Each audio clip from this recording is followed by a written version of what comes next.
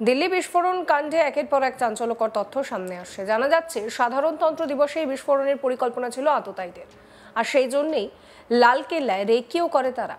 এছাড়া এই বছরের দিওয়ালিতে নাকি জনবহুল স্থানে বিস্ফোরণ ঘটানোর মতলব ছিল তাদের, যদিও তা কার্যকর করা যায়নি। তদন্তে উঠে আসছে মূলত ফরিদাবাদের আল ফালাহ বিশ্ববিদ্যালয়ের বেশ কয়েকজন চিকিৎসক রয়েছেন এই নাশকতার নেপথ্যে। জম্মু ও কাশ্মীরের পুলিশ একে হোয়াইট কলার টেরর ইকোসিস্টেম বলছে।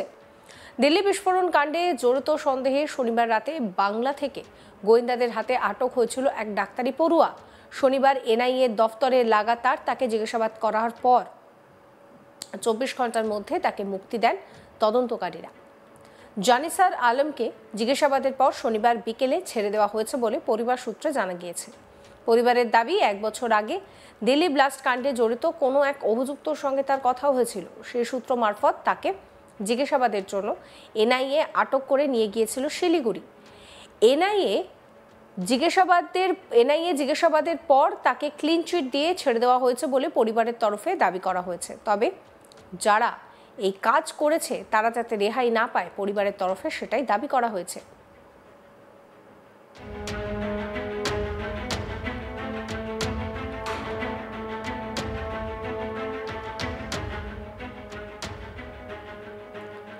আবুল কাসিম কি বলছেন শোনাবো। এই জানিসার আলম আপনার কি হবে? আমার ভাঞ্জা হয়। আমরা তো শুনতে পেয়েছিলাম যে এনআইএ ওকে আটক করেছিল গতকাল। এখন কি খবর? যেরকম আপনারা শুনেছিলেন এরকম আমরাও শুনেছিলাম।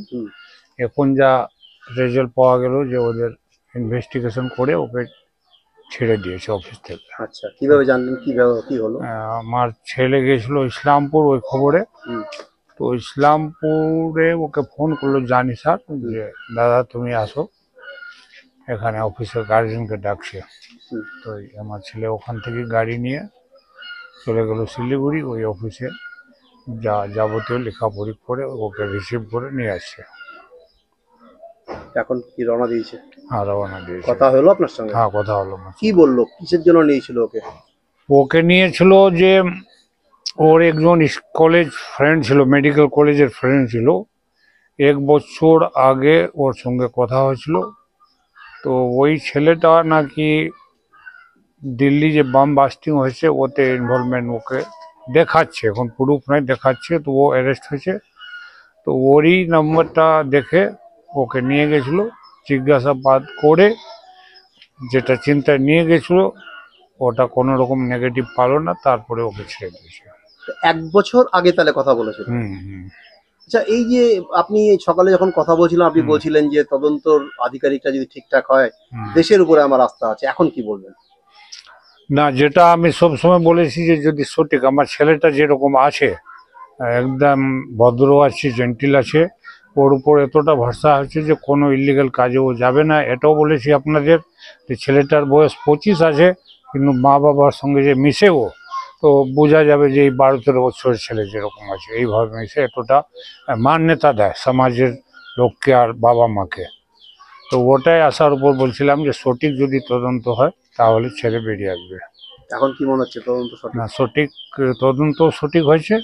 আর আমার ভাতিজাকে জিজ্ঞাসা করলাম, তো এর প্রশংসা করলো যে আমার সঙ্গে যতটুকু থাকলাম আমি, আমার সঙ্গে খুব ভালো ব্যবহার করছে। ভয় তো পাচ্ছিলেন, ঘাবড়ে যাচ্ছিলেন, এখন এনআইএ সম্বন্ধে কি ধারণা হলো আপনার?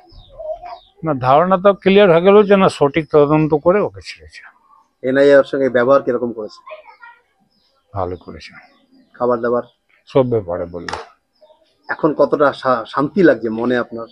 এখন তো মানে ফ্রি হয়ে গেলাম, যেটা টেনশন ছিল ওটার একটা অংশ আছে, ওটা আলাদা ব্যাপার, কিন্তু এখন ফ্রি হয়ে গেলাম, মানে আর কোনো হেডেক নেই।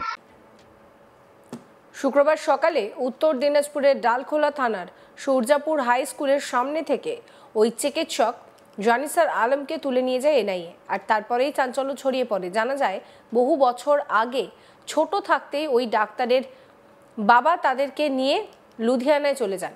সেখানেই এক কোয়ার্ক ডাক্তারের সঙ্গে কাজ করতেন ধৃতের বাবা।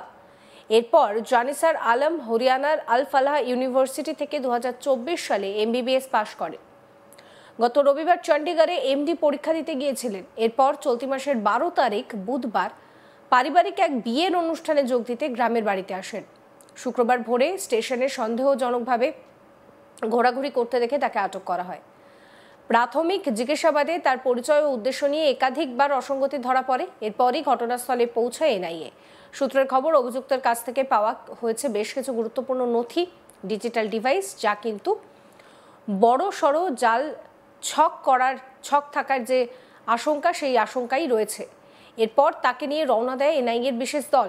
তবে জিজ্ঞাসাবাদের পর তাকে ছেড়ে দেওয়া হয়। এই ঘটনায় চাঞ্চল্য ছড়িয়েছে গোটা এলাকায়। শুক্রবারের পর কি অবস্থা রয়েছে, স্থানীয় বাসিন্দারা কি বলছেন শোনাবো।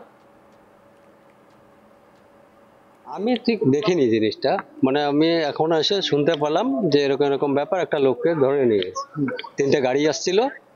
তো তারপরে এখন এই মাত্র ইদানিং খবর পেলাম যে ওর বাড়ি নাকি কোনাল। কোনাল? হ্যাঁ, কোনাল। কোনালটা কোথায়?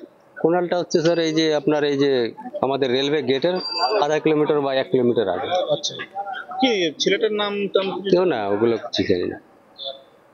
কি বিষয় ধরে নিয়ে গেছে কি জানতে পারেন? না, কিছু আমরা জানি না। না। দিল্লি বিস্ফোরণ কাণ্ডে কিন্তু একের পর এক তথ্য সামনে আসছে। আর এইবার কিন্তু বাংলার যে ডাক্তার এনআইএর হাতে গ্রেফতার হয়েছিল, তাকে জিজ্ঞাসাবাদ করার পর তদন্তকারীরা মুক্তি দিয়েছেন। জানিসার আলম, তাকে জিজ্ঞাসাবাদ করার পর ছেড়ে দেওয়া হয়েছে। তার কি বলছেন শোনাবো। এই জানিসার আলম আপনার কি হবে? আমার ভাঞ্জা হয়। আমরা তো শুনতে পেয়েছিলাম যে এনআইএ ওকে আটক করেছিল গতকাল। এখন কি খবর পাচ্ছেন? যেরকম আপনারা শুনেছিলেন এরকম আমরাও শুনেছিলাম। হুম। এখন যা রেজাল্ট পাওয়া গেল যে ওদের ইনভেস্টিগেশন করে ওকে ছেড়ে দিয়েছে অফিস থেকে। আচ্ছা, কিভাবে জানলেন, কিভাবে কি হলো? আমার ছেলে গেছিল ইসলামপুর ওই খবরে। হুম। তো ইসলামপুরে ওকে ফোন করলো জানি স্যার যে দাদা তুমি আসো, এখানে অফিসের গার্জেনকে ডাকছে। হুম। তো আমার ছেলে ওখান থেকে গাড়ি নিয়ে চলে গেল শিলিগুড়ি, ওই অফিসে যা যাবতীয় লেখাপড়ি করে ওকে রিসিভ করে নিয়ে আসছে। এখন কি রওনা দিয়েছে? হ্যাঁ, রওনা দিয়েছে। কথা হলো আপনার সঙ্গে? হ্যাঁ, কথা হলো। কি বললো, কিসের জন্য নিয়েছিল ওকে?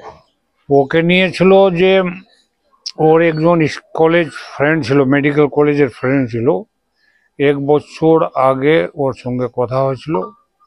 তো ওই ছেলেটা নাকি দিল্লি যে বাম বাস্টিং হয়েছে ওতে ইনভলভমেন্ট ওকে দেখাচ্ছে, এখন প্রুফ নাই দেখাচ্ছে। তো ও অ্যারেস্ট হয়েছে। তো ওরই নাম্বারটা দেখে ওকে নিয়ে গেছিল, জিজ্ঞাসাবাদ করে যেটা চিন্তায় নিয়ে গেছিল ওটা কোনো রকম নেগেটিভ পালো না, তারপরে ওকে ছেড়ে দিয়েছে। 1 বছর আগে তাহলে কথা বলেছিল? হুম। আচ্ছা, এই যে আপনি সকালে যখন কথা বলছিলাম আপনি বলছিলেন যে তদন্তর আধিকারিকটা যদি ঠিকঠাক হয় দেশের উপরে আমার আস্থা আছে, এখন কি বলবেন? না, যেটা আমি সবসময় বলেছি যে যদি সঠিক, আমার ছেলেটা যেরকম আছে একদম ভদ্র আছে, জেন্টিল আছে, ওর উপর এতটা ভরসা হচ্ছে যে কোনো ইলিগাল কাজে ও যাবে না। এটাও বলেছি আপনাদের যে ছেলেটার বয়স 25 আছে, কিন্তু মা বাবার সঙ্গে যে মিশে ও, তো বোঝা যাবে যে এই 12-13 বছরের ছেলে যেরকম আছে এইভাবে মিশে এতটা মান্যতা দেয় সমাজের লোককে আর বাবা মাকে। তো ওটাই আসার উপর বলছিলাম যে সঠিক যদি তদন্ত হয় তাহলে ছেলে বেরিয়ে আসবে। সমস্ত খবরের আপডেটের জন্য আপনাদের নজর থাকুক আজ তাক বাংলায়। চ্যানেলটিকে সাবস্ক্রাইব করবেন, নোটিফিকেশন পেতে বেল আইকনে ক্লিক করবেন, ফলো করতে ভুলবেন না আজ তাক বাংলার হোয়াটসঅ্যাপ চ্যানেলও।